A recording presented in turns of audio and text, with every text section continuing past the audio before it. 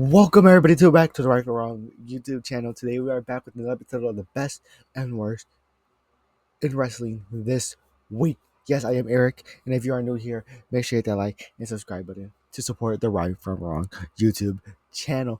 I am very excited to bring you guys another episode of this a day late. I did get a new desk, and I needed to build it. I didn't really have time. I was also very tired because I went out on Friday. And usually I record a Friday night, and I didn't have enough time. So we are here recording this Saturday. It will be posted Sunday, hopefully, if everything goes through.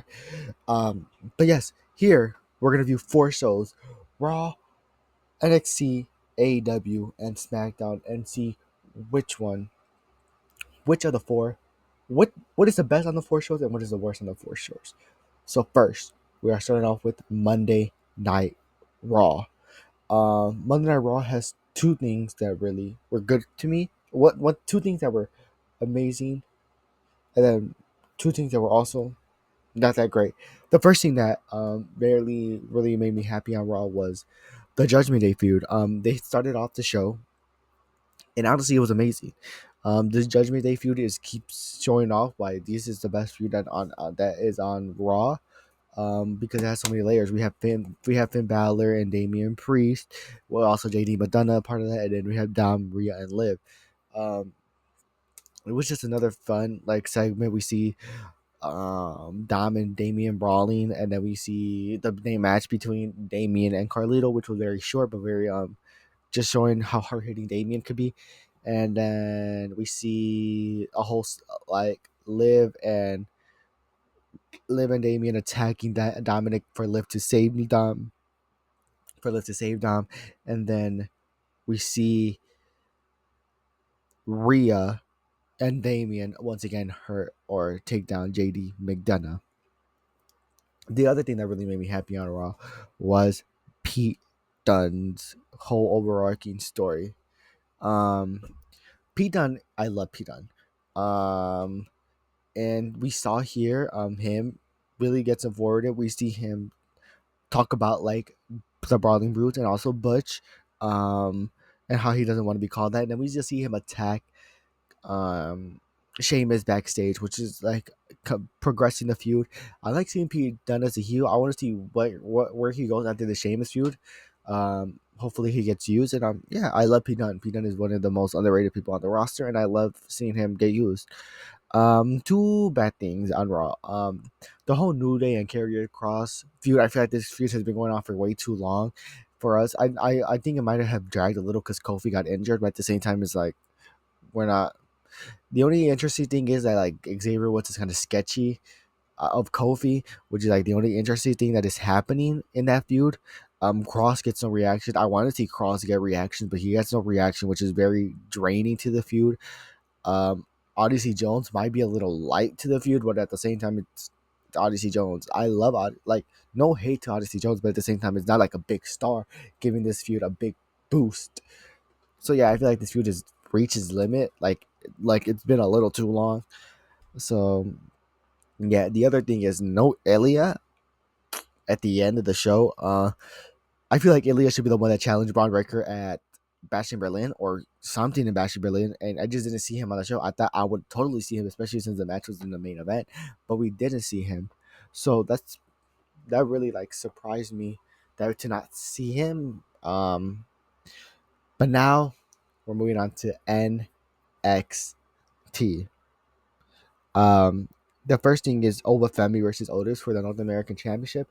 Once again, Obafemi proving to why he is one of the top stars and one of the future stars that the company has, and Otis proving once again that he could be a beast, a monster. So yeah, really showing why he is a beast. Um, I'm the only thing that really didn't make me happy about this match is why was it Otis? They were hyping this whole thing that it was gonna be someone from any company, and it was just Otis. Otis is a great wrestler, great, talented, amazing.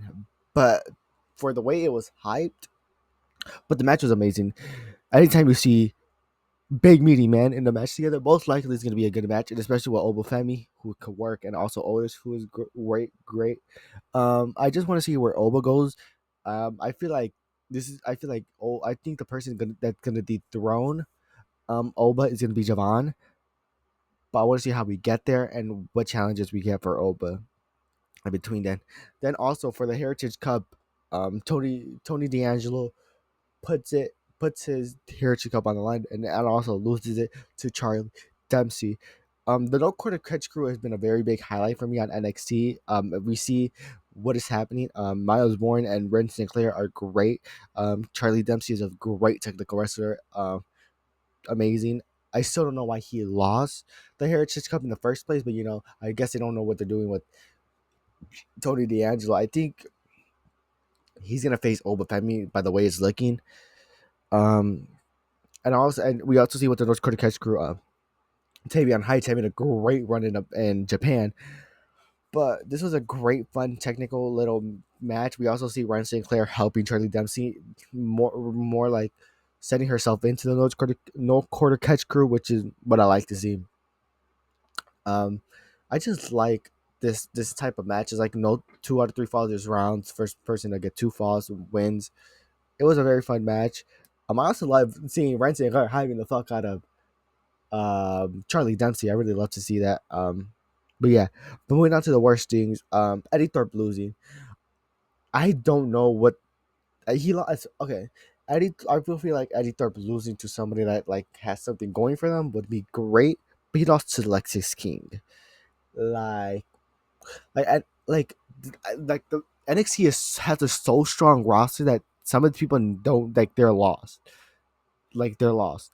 I don't think the feud is over between him and Lexus, but at the same time, I don't want to see Eddie Thorpe losing, especially since they brought him back just recently. It hasn't been that long since they brought him back. Yeah, so that's one thing that really like was like, do I really want to see Eddie Thorpe losing his like one of his first matches back?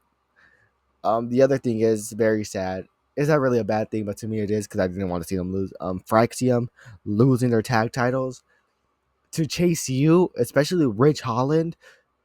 I did not want to see that. No, no, no, no, no. Why would I want to see that? I don't know. Fraction were a bright spot, especially in that tag division, which doesn't have many bright spots, especially for like a little while. They didn't have that many bright spots. I don't know where they go from now. Do they start feuding with each other? Does one of them turn heel on each other?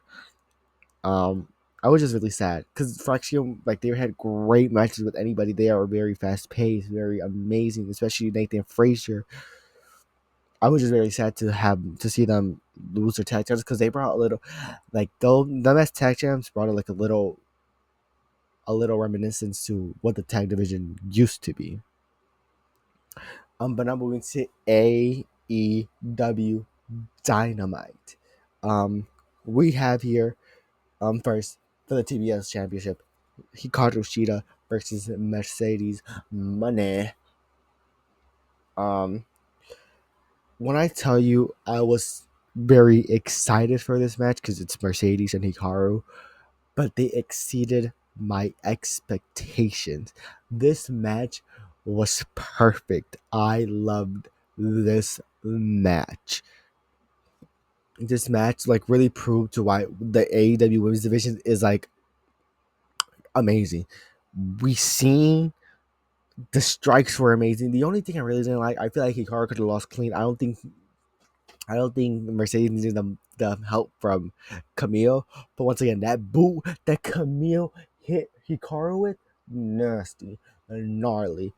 Um, and also with this match, we had the segment after building up Bray and Mercedes, which is very fun, which is amazing. They kind of messed it up at the same time. It's like, well, what can you really do? But Hikaru and Mercedes proved to me why these two are one of my favorite women's wrestlers. These two are two of my favorite women's wrestlers on the planet right now. The other amazing thing that happened on AEW was a closing match and segment. Swerve and Yuta, of course, are gonna put a great match on. It's Swerve Strickland and Weirder Yuta. I can't speak. Um, they had a great match. It ended like by a no count or like disqualification because Swerve was just beating the shit out of Yuta and Swerve was just laying that shit in. And then he cut this amazing promo, just like getting personal with Danielson, and we shouldn't be surprised with this because in the feud before with Osprey, he got very personal, which is why Osprey went fucking insane, but Osprey didn't win.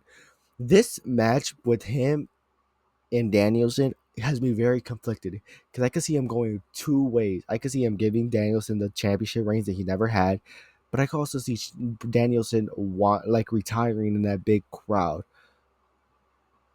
But the promo was amazing. It hyped the match up. It gave it what it needed. It gave it that personal touch of Swerve saying like, "Hey, I'm gonna cripple you in front of your daughter. I'm gonna make you retire in front of your daughter."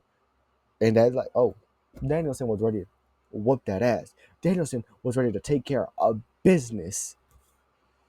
But I'm moving on to the worst.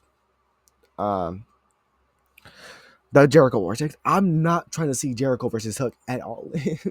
Why?